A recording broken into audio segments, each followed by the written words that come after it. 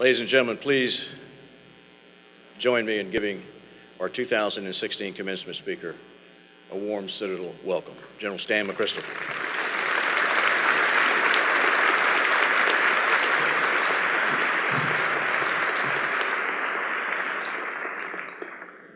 I know that by moving that book, I risk the entire integrity of this operation, but I'm deeply humbled to be here. I'd like to begin by offering my sincere thanks to General Rosa, an old comrade from the Pentagon days, for inviting me here today, and to this year's class, who graciously allowed Annie and I to share this occasion. Please know that I understand fully and appreciate deeply the honor of being with you. I don't know. My wife Annie had just asked me what I was going to talk about today, and my answer brought out her look. That you've known about this for 5 months and didn't prepare. This is why you got lousy grades in college look. You might know it. Really, she persisted. Annie has deep family ties to this school and is worried I'm going to embarrass her. It was now an interrogation. Training kicked in. Do I go with the cover story or the truth? I gambled on the truth. Honestly, I don't know. It was the same response I'd given 42 years before to my thermodynamics professor at West Point. The no-nonsense Army major not long back from Vietnam had seemed incredulous when almost 1/3 of the way into the semester, I'd indicated that adiabatic, one of the most basic concepts of the course, was entirely unknown to me. The moment remains clear in my memory, the officer's uniform and his combat ribbons, but most of all, the muscles in his jaw as his teeth clenched. I assumed he'd taken human life before and that he might be planning to do so now. Momentarily, I considered defending myself by using Plato's famous declaration, "I am the wisest man alive, for I know one thing, and that is that I know nothing." Then wisely decided it was not a Plato moment. This morning, Plato wouldn't impress Annie either. This demanded care, because where the major had been intimidating, Annie could be frightening. Her blue eyes focused on mine and tightened, as though calculating range and appropriate munition for the target. I felt a bit like Major Robert Anderson as he watched his former cadet train heavy artillery on Fort Sumter. Still, emboldened with historical stoicism, I decided, damn the torpedoes, full speed ahead. So the title of my speech today is I Don't Know. The topic wasn't a difficult choice. I thought back to my own graduation, and I realized that it's unlikely you remember who spoke today, much less what I spoke about. So I'm making it easy. When asked, you'll be able to answer truthfully and accurately, I don't know.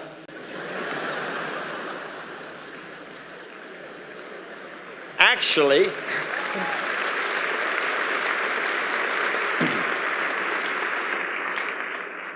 the title does not mean I don't know what I'm talking about. In fact, at the risk of appearing egotistical, my experience and expertise in not knowing the things I'm expected to know may be unequaled. I don't know. But I found the road from personal realization to public admission that I don't know to be a journey of extraordinary value. Come with me on it. Before we start, I'd ask every cadet who didn't learn everything they should have over the last 4 years to take a deep breath. Don't raise your hands because your parents are watching. But I'd share this. West Point made a heroic effort to teach me calculus, and to their eternal shame, failed. That said, I'd add in the 40 years since I graduated, I never once found myself in a situation where the ability to quickly integrate an equation would have saved the day. Let me begin with my first point by saying that often not knowing is not all bad. From an early age, I was told that knowledge is power, but I also learned that ignorance has genuine utility. Here's how. I was one of 5 brothers, and we had one sister. Between us, at any given time, one or more of us was either breaking the law or my mother's rules. The law is serious, but you have the right to an attorney. With my mother, it was the quick and the dead. Mom was a soft-spoken Southern girl who, when provoked, would hunt you down and use metal vacuum cleaner poles to reach a kid hiding under a bed. When the one-lady posse pulled up looking for an offending sibling, a truthful, "I don't know," was a comfortable refuge of innocent ignorance. West Point made it easy. As plebes, "Sir, I do not know," was one of 4 acceptable responses to any question, and I used it liberally. It was a Swiss Army knife of phrases, useful in almost any situation except a real knife fight. And I was in a few. I'll admit that, truth be known, for our first 2 years, the United States military and I had a difficult marriage. Maybe we were just too young. When I entered in 1972, I was still 17, and West Point was only 170. And like many newlyweds, both of us were likely at fault. West Point felt that I shouldn't be disrespectful or drink in my room, or anywhere else for that matter. And I thought they needed to relax a bit. They didn't, and I took some major disciplinary hits, or slugs as they were known. I found solace that my cadet record was no worse than George Custer's had been, and his Army career went fine for a while. Anyway, in the fall of sophomore year, I finally completed months of confinement and punishment tours on the Friday afternoon of homecoming weekend with its Saturday football game and evening dance. Practically, joyously, I was a free man. Theoretically, I was rehabilitated. I did walk the straight and narrow for almost 24 hours until shortly after the game, when I became the poster child of recidivism and was found in my room by the officer on duty in a bad state. Soon I was standing at attention in front of an imposing colonel who was serving as president of the Commandant's Board for my trial. Consensus opinion in the Corps was that in that situation, careful responses were prudent. When the colonel asked how I could possibly be this stupid, I answered almost proudly, "Sir, I do not know." It was a concise, forthright explanation, and one that didn't invite a lot of follow-on questions. I assisted a brilliant defense, and momentarily my fate hung in the air as though suspended by a silken thread of sincere cluelessness. I waited.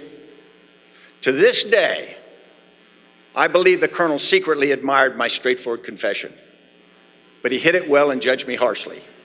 I got another 2 months confinement, 44 more hours on the area, and a pile of demerits. The experience, however, was not without value.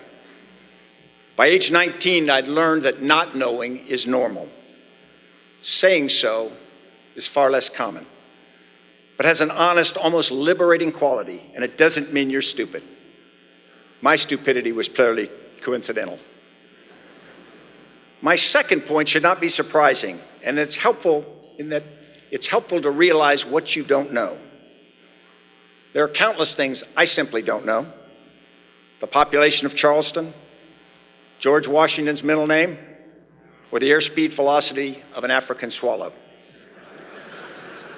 I don't really understand how a nuclear reactor works, or why our political process often doesn't. I'm not sure why I fold my underwear before I put it in my drawer, or why Annie doesn't fold hers.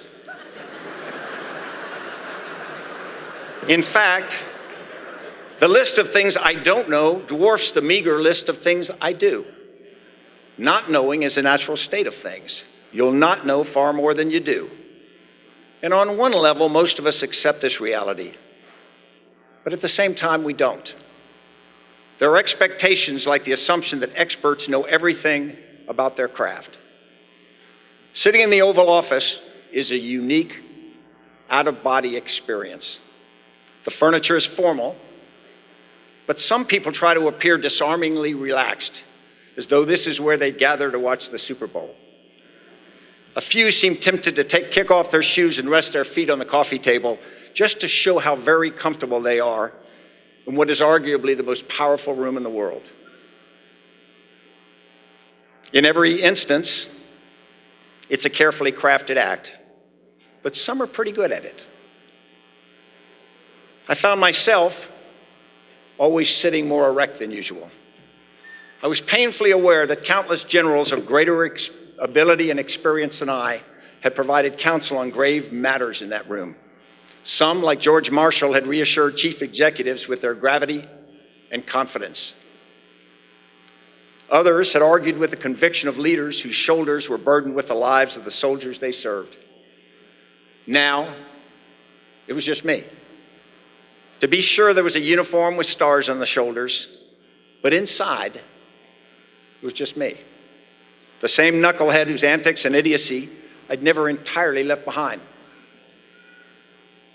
I'd served for many years, I'd seen much, and I undoubtedly knew a fair amount, but I was painfully aware that it wasn't enough.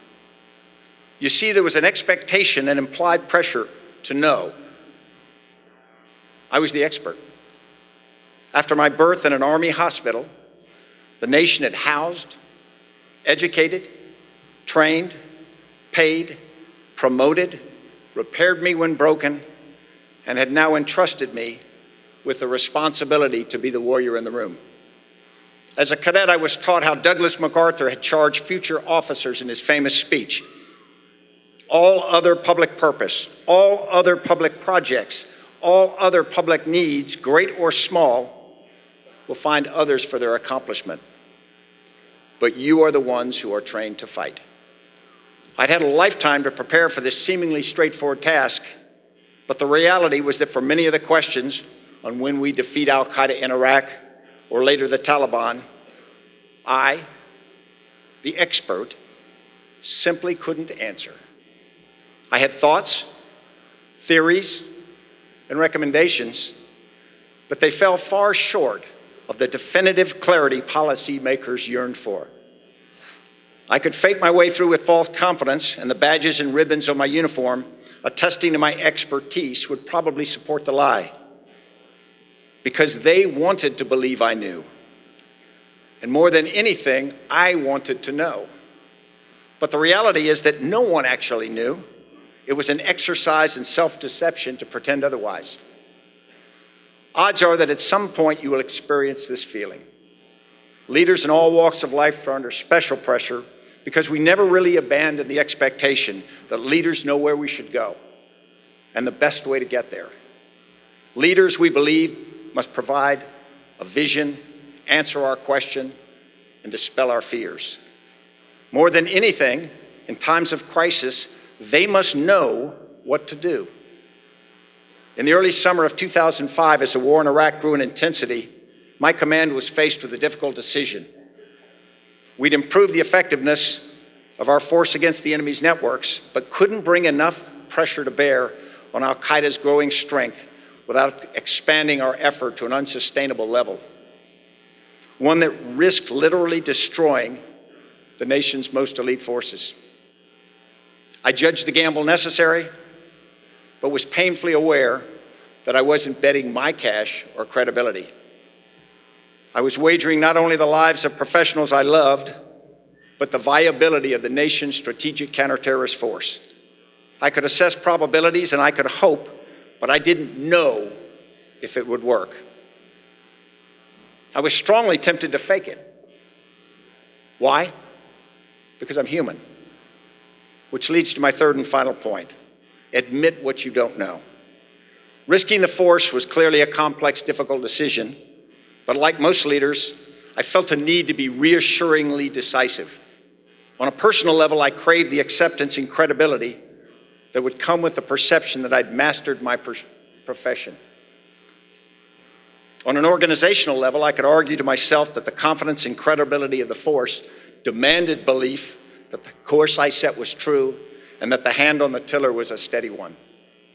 But there's danger in dishonesty.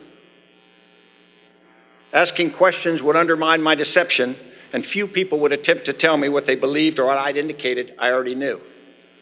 Hiding my ignorance would make it a self-perpetuating reality. Pretending to know things I did not robbed the force I served of what competence I might be capable of. wasn't smart, and it wasn't fair. But you may find, as I did, that admitting you don't know is harder than it sounds. The courage I could feel when the challenges were theoretical was more elusive in the moment. And the less you exercise the courage of candor, the harder it is to summon. Pretending is habit forming. Like all old soldiers, I admit I remember battles as I wish they had been. But I found there's real respect in asking others to tell and teach me. And I felt their patience was genuine and generous. Doubtless there were rolled eyes and comments, why is this guy in command? But most were tactfully hidden. And knowing more, even if never enough, was worth it. It takes self-awareness to realize the limits of our knowledge and understanding, and genuine humility to admit those limits. In conclusion, I'm sensitive to the danger that for those of you in the class who are a bit too much like me, I've just provided a compelling justification for ignorance and sloth, hardly appropriate for a college commitment speech. That wasn't my intent. True, I've sought to convince you that more often than not, you'll know far less about critical issues or subjects than you or others fear you should. But of course, it doesn't stop there.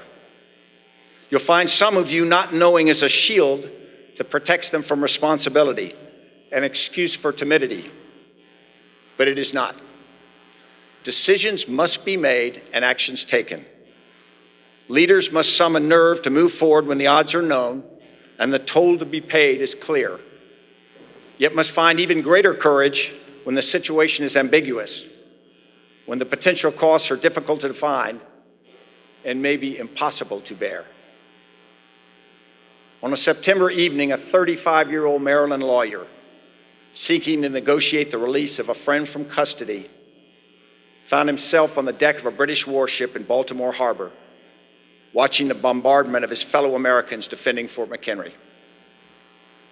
Although he watched intently over the course of the night, it was only by the light of early morning that Francis Scott Key could clearly see the 15 stars and 15 stripes on the large American flag that still flew defiantly over the fort. Inspired, Key penned a poem, originally titled The Defense of Fort McHenry, that was later set to music and adopted in 1931 as our national anthem. It was a song of loyalty and courage that still stirs the hearts of most Americans. What is perhaps too easy to forget is that throughout that night, the successful defense of McHenry was anything but assured, as was the future of our nation. Only 20 days earlier, after routing U.S. forces at Bladensburg, British forces had gone on to burn Washington, D.C. Less than 50 years later, Americans fought a bitter civil war to test the hypothesis that such an entity as the United States could survive in a difficult world. As much as we deny it, our future remains an unknown, but represents one of the ideas for which the current courage to face unknowns is critically important. Leadership in practice and life in every way are not mathematical equations for which correct solutions can be calculated. For even the brightest of you, the unknowns will far exceed the knowns. It is why your courage and character matter even more than your knowledge. Seeing you today, I have faith in both. I hope that you leave here confident enough in all you've learned and who you are to be able to say, I don't know. Thank you.